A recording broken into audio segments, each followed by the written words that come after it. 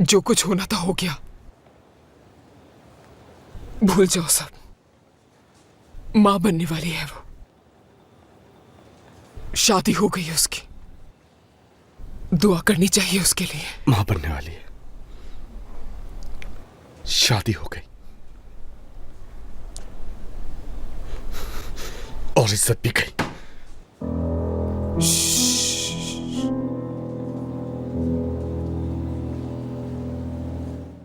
बहुत दर्द हो रहा है मुझे।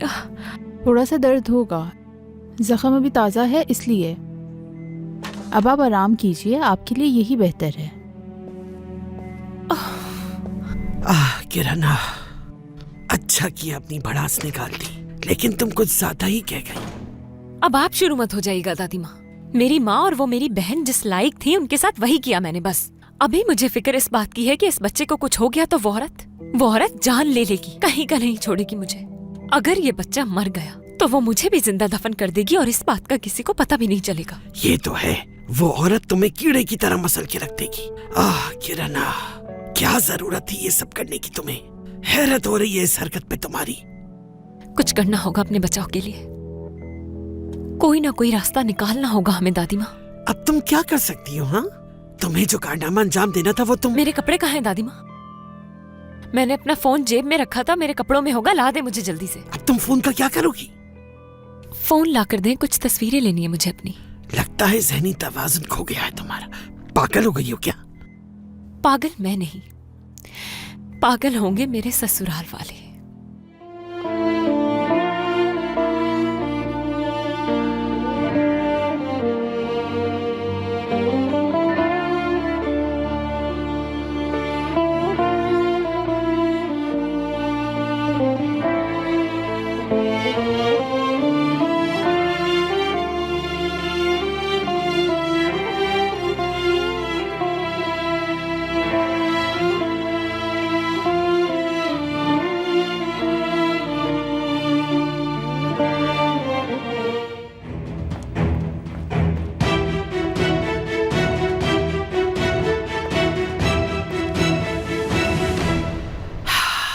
किरण, ये खबर तो आग की तरह फैलती चली जा रही है।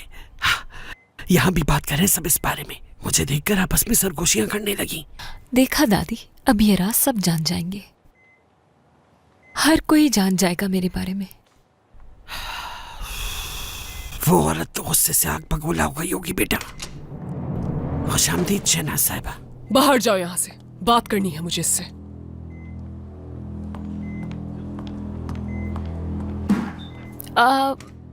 मेरा बच्चा ठीक है। हाँ, डॉक्टर बस आखिरी दफा चेक करेंगे, फिर इजाजत दे देंगे घर जाने की मुझे। हिम्मत कैसे हुई तुम्हारी, हाँ, कि मुझसे पूछे बगैर तुमने इस बच्चे को खत्म करने का फैसला कर लिया? उस वक्त बर्दाश्त नहीं कर पाई मैं, समझ गई आप? आपके बेटे ने कहा गलती थी, वो बर्दाश्त नहीं कर पाई और ये सब कर बैठी मैं। तुम्हें बर्दाश्त करना होगा। जब तक तुम मुझे एक प्यारा सा पोता नहीं दे देती, बर्दाश्त करना होगा। फिर चाहे तुम्हारे साथ कुछ भी हो जाए या जो भी मैं तुम्हारे साथ करूं, और यकीन मानो किरण, जो भी मैं तुम्हारे साथ करूंगी वो इस जख्म से ज्यादा तकलीफ दे होगा। चलो अब हम तुम्हारी बेकार कहानी सुनते हैं। बस जरा रिपोर्ट आ जाए, उसके बाद आप घर ले जा सकती हैं।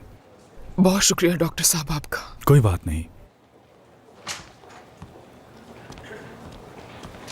जरा इसे देखो, यही है उस लड़की की माँ। लेकिन देखने में तो बिल्कुल भी नहीं लगती। क्या हुआ? क्या कहा डॉक्टर ने? इतनी परेशान क्यों? यहाँ हर कोई बातें बना रहा है। डॉक्टर से पूछने गई थी, इस हॉस्पिटल से वो तस्वीरें कौन ले सकता है? हाँ बिल्कुल ठीक कह रही हो तुम। शर्म की बात है, ऐसा कौन कर सकता है एक मरीज के साथ? यकीनन इस हॉस्पिटल का ही कोई शख्स होगा। छोड़ो, तुम चलो मेरे साथ, हम कैंटीन चलते हैं, वहाँ बैठकर तफसील से बात करते हैं इस पे। ये क्या कह रही हैं? थोड़ी देर में जाने वाले हैं हम लोग यहाँ से। आ जाओ सहर, आ जाओ। नर्स चेकअप कर रही है उसका, मुझे भी बाहर भेज दिया उसने। मेरी बात गौर से सुनो सहर, उसकी तस्वीरें हर खबर की ज़ीनत बन चुकी है, इसलिए मेरी बात मानो, हम बैठ के इस पे तफसील से बात करते हैं। चलो।